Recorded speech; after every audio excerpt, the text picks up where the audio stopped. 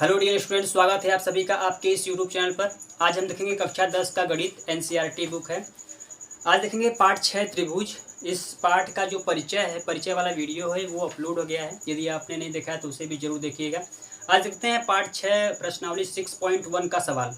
6.1 के सवाल में दिया है हमको खाली स्थान भरना है और उस खाली स्थान में दो ऑप्शन दिया है, समरूप और सर्वांगसम। तो उसमें से हमको एक ऑप्शन भरना है, समरूप है या फिर सर्वांगसम है। तो पहले हम सवाल को करने से पहले हम समझ लेते हैं थोड़ा सा कि समरूप क्या होता है और सर्वांगसम क्या होता है।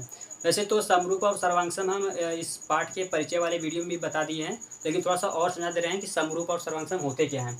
यहाँ पे पहले से आप देखते हैं लिख दिए हैं, कक्षा 10 गणित पाठ 6 त्रिभुज एनसीईआरटी बुक है। प्रश्नावली 6.1 का आज हम लोग सवाल करेंगे यहाँ पे। तो पहले हम देख लेते हैं कि समरूप आकृतियाँ क्या होती हैं, क्योंकि ये अगर हमको पता होगा तो हम आसानी से खाली स्थान भर सकते हैं, समरूप है या फिर सर्वांगसम है।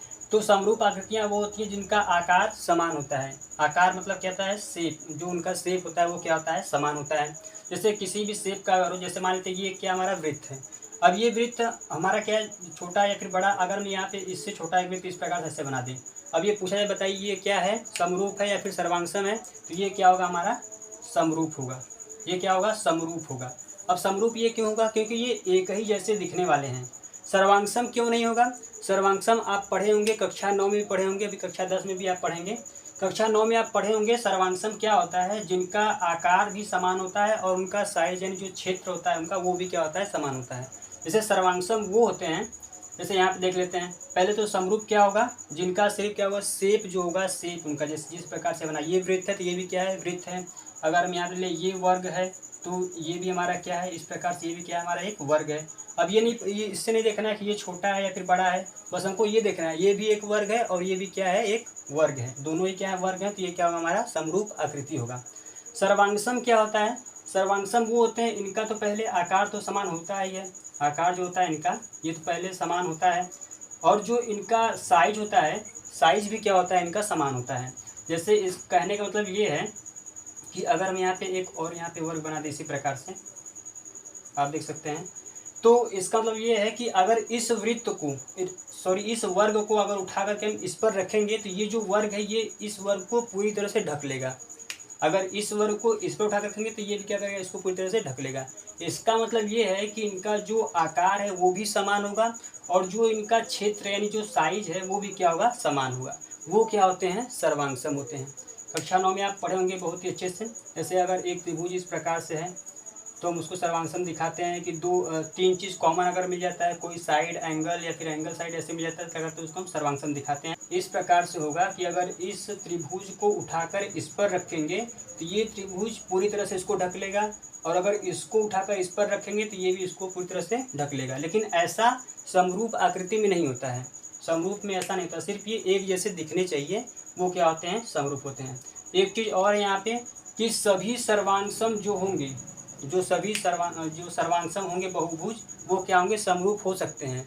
लेकिन सभी समरूप बहुभुज क्या है, सर्वांगसम नहीं हो सकते हैं। इसको याद रखिएगा, क्योंकि सर्वांगसम में क्या है, आकार तो समान होगा ही और इसमें क्या है, इसमें भी आकार समान है। लेकिन अगर सभी समरूप को अगर हम देखेंगे तो इसमें क्या है, माप का कुछ दिया नहीं है कि माप भी क्या होना चाहिए, समान होना चाहिए। जो इनका साइज है इसमें ये नहीं है कि साइज भी समान होना चाहिए। इसमें सिर्फ केवल एक ही है जो हमारा क्या है, आकार है। आकार इसमें क्या होना चाहिए, समान होना चाहिए। वो क्या हो जाएगा, हमारा समरूप आकृति हो जाएगा। ठीक है, तो समरूप आकृति क्या होता है, सर्वांगसम क्या होता है, वो आपको पता चल गया। अब आते हैं हम इसके प्रश्नावली 6.1 के सवाल पर। तो उम्मीद करते हैं आपको समरूप और सर्वांगसम आकृतियां समझ में आया होगा। अब हम देख लेते हैं प्रश्नावली 6.1 का पहला सवाल। पहले सवाल में 4 सवाल यहाँ पे दिए गए हैं और चारों में खाली स्थान है, उसको भरना है। ऑप्शन में दिया है सर्वांगसम है या फिर समरूप है। तो अभी हम आपको समझा दिए हैं कि समरूप क्या होते हैं, सर्वांगसम क्या होते हैं। तो पहला क्वेश्चन हम देख लेते हैं। पहला हमारा यहाँ पे क्वेश्चन है, सभी वृत्त खाली स्थान होते हैं, सर्वांगसम या समरूप। एक बात आपको बता रहे हैं, थोड़ा ध्यान से सुनिएगा। जब कभी भी अगर वृत्त की बात आएगी, जब कभी भी अगर वृत्त की बात होगी और किसका बात होगा, वर्ग का बात होगा। वृत्त हो गया, वर्ग हो गया और एक हो गया हमारा समबाहु त्रिभुज। समबाहु त्रिभुज जब कभी भी इन तीनों की बात होगी और पूछेगा कि सर्वांगसम है कि समरूप है, तो आपको कुछ नहीं करना है, तुरंत ये बताना ये क्या होंगे, हमारे समरूप होंगे। क्योंकि वृत्त क्या होते हैं, वृत्त में तो ये नहीं देखना है कि किस प्रकार का है। आप देख सकते हैं वृत्त जैसे ऐसे बना है तो ये क्या हमारा, ये छोटा वृत्त है, एक हम ऐसे बना देंगे, ये भी क्या होगा हमारा वृत्त होगा। तो ये क्या होगा, समरूप होगा। ये जरूरी नहीं कि वो सर्वांगसम होगा, लेकिन जरूरी है वो समरूप ही होगा। वृत्त हो गया, और एक वर्ग हो गया, और समबाहु त्रिभुज हो गया। ये तीनों क्या होंगे, समरूप हो सकते हैं, एकदम पक्का है। लेकिन ये सर्वांगसम भी हो सकते हैं, लेकिन सर्वांगसम ये जरूरी नहीं कि सर्वांगसम ही होगा, लेकिन समरूप वो हो सकते हैं। तो यहाँ देखिए पहला हमारा दिया है सभी वृत्त होते हैं, क्या होते हैं, समरूप। तो हम यहाँ पे लिखेंगे समरूप लिखेंगे। ऐसा नहीं कि वो सर्वांगसम नहीं हो सकते, सर्वांगसम भी हो सकते हैं, लेकिन समरूप यहाँ पे पक्का कहेंगे हमारा समरूप होगा ही होगा। वो सर्वांगसम में तो हमको ये भी देखना पड़ेगा ना कि वो किस क्षेत्र का है। अगर इसकी बात करेंगे तो ये क्या सर्वांगसम होगा, नहीं होगा, क्योंकि इसका क्षेत्र कुछ और होगा, इसका कुछ और, इसका माप अलग है, इसका माप अलग है। साइज शेप तो ठीक सेम है, शेप क्या दोनों का वृत्त है, लेकिन जो इनकी साइज है ये क्या है, अलग है। तो ये क्या होगा, सर्वांगसम नहीं होगा, ये क्या होगा हमारा समरूप होगा। नीचे हमारा क्या दिया है, सभी वर्ग। अभी आपको बताया जब वर्ग की बात होगी या वृत्त की या समबाहु त्रिभुज की, तो क्या होगा हमारा समरूप ही होगा। तो यहाँ पे सभी वर्ग होते हैं, क्या होते हैं, समरूप। क्योंकि आप देखेंगे अगर वर्ग बनाएंगे, किसी भी अगर वर्ग का आप चित्र बनाएंगे, तो वर्ग में क्या होता है, जैसे अगर छोटा वर्ग हो या फिर बड़ा वर्ग, कोई भी वर्ग हो, उसमें क्या होती है, चारों भुजाएं क्या होती है, समान होती हैं। और वर्ग में कौन सा कोण बनता है, 90 अंश का कोण बनता है, ये आपको पता होगा। जैसे एक हमारा ये छोटा सा ये वर्ग हो गया, एक हम इससे बड़ा वर्ग बना दे रहे हैं, मान लेते हैं ऐसे, एक हमारा ये बड़ा वाला वर्ग हो गया इस प्रकार से। तो इसकी भी सभी साइड क्या होंगी, बराबर होंगी, और इसकी भी सभी साइड क्या होंगी, बराबर होंगी। और वर्ग के जो कोण बनते हैं वो क्या बनते हैं, 90 डिग्री के बनते हैं। तो ये क्या होंगे, समरूप होंगे। लेकिन आप देखेंगे सर्वांगसम हो सकता है। अगर इस वृत्त को उठाकर इस पर हम रखेंगे तो क्या ये वृत्त इसको ढक सकता है, नहीं ढक सकता है, क्योंकि क्या है, इसका क्षेत्र ज़्यादा है, इसका माप ज़्यादा है, और इसका माप कम है। तो सर्वांगसम तो नहीं हो सकता है, लेकिन क्या है, समरूप होगा। तो वृत्त समरूप होते हैं, वर्ग क्या होते हैं, समरूप होते हैं। तो हम यहाँ पे लिखेंगे समरूप। नेक्स्ट हमारा क्या है, सभी खाली स्थान त्रिभुज समरूप होते हैं। अब सभी त्रिभुज की बात कर रहा है। अब बोल रहा है कौन से ऐसे सभी त्रिभुज जो क्या होंगे, समरूप होंगे। ऑप्शन में दिया है हमको समद्विबाहु या फिर समबाहु। अभी हम आपको बताए हैं कि वृत्त की बात होगी, वर्ग की बात होगी, और त्रिभुज में समबाहु की बात होगी, तो क्या होंगे, समरूप होंगे। क्योंकि जो समबाहु त्रिभुज होते हैं वो आपको पता होगा, समबाहु त्रिभुज क्या होते हैं, उनकी तीनों भुजाएं क्या होती हैं, आपस में बराबर होती है, इसी को हम कहते हैं समबाहु त्रिभुज। तो जो समबाहु त्रिभुज भी जब उनकी तीनों भुजाएं आपस में बराबर, तो उनके तीनों कोण भी क्या होंगे, आपस में बराबर होंगे। तो तीसरे वाले ऑप्शन में क्या भरा जाएगा हमारा, सभी समबाहु त्रिभुज क्या होती हैं, समरूप होती हैं। तो इसमें भरा जाएगा समबाहु। क्योंकि हमको ये नहीं पता, समद्विबाहु में हमको नहीं पता है कि कौन सा कोण बनेगा कौन सा नहीं। समद्विबाहु में तो अलग अलग भी कोण हो सकता है, लेकिन समबाहु क्या है, तीनों भुजाएं बराबर होंगी, और उनका तीनों कोण भी क्या होगा, आपस में बराबर होगा। आखिरी बार हमारा क्वेश्चन नंबर 4 यहाँ पे दिया है कि भुजाओं की समान संख्या वाले दो बहुभुज समरूप होते हैं।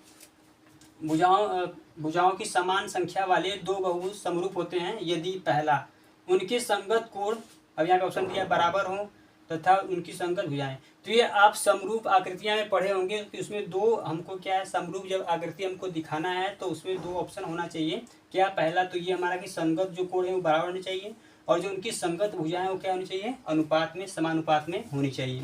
तो जो पहला हमारा खाली स्थान यहाँ पे क्या भरा जाएगा, बराबर भरा जाएगा, और जो दूसरा खाली स्थान यहाँ पे क्या भरा जाएगा, समानुपाती भरा जाएगा। इस प्रकार से समानुपाती भरा जाएगा।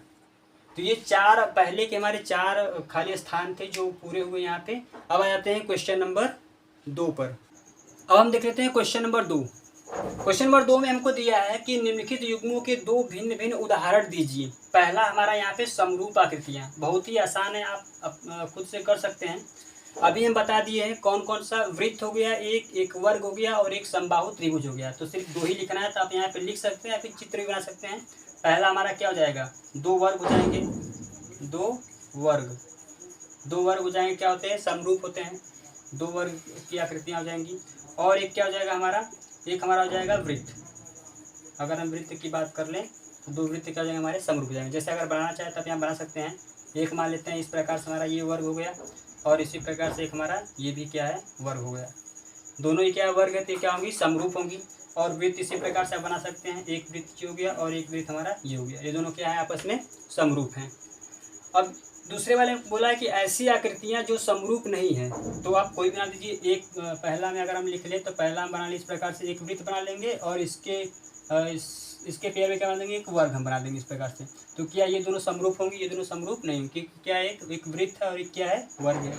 दूसरे वाले में बना लेंगे, एक बना लेते हैं त्रिभुज, इस प्रकार से मान लेते हैं, एक क्या होगा हमारा त्रिभुज हो गया, और एक बना लेते हैं हम इस प्रकार से यहाँ पे वृत्त।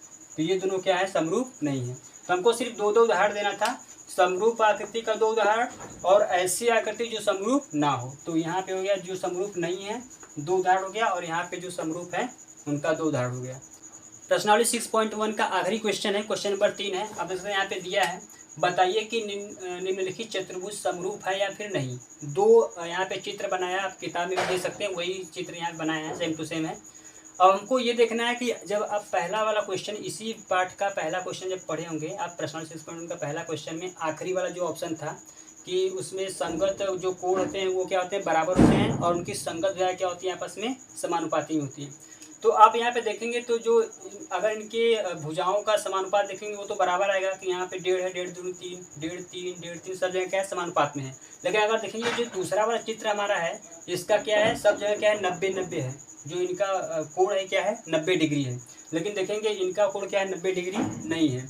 तो संगत जो कोण है वो बराबर होने चाहिए, और संगत भुजाएं क्या होनी चाहिए, समानुपात में होनी चाहिए। तो इनका तो संगत भुजा तो समानुपात में है, लेकिन कोण क्या है, बराबर नहीं है। तो इसलिए हम कह सकते हैं, ये जो तीसरा वाला सवाल है पूछा है सिर्फ है कि समरूप है या फिर नहीं। तो हम लिखेंगे यहाँ पे ये क्या है, समरूप नहीं है। अगर कारण आप लिख सकते हैं कि इनके संगत कोण क्या है, बराबर नहीं है। संगत कोण बराबर नहीं है, आप लिख सकते हैं इस प्रकार से, संगत कोण बराबर नहीं है।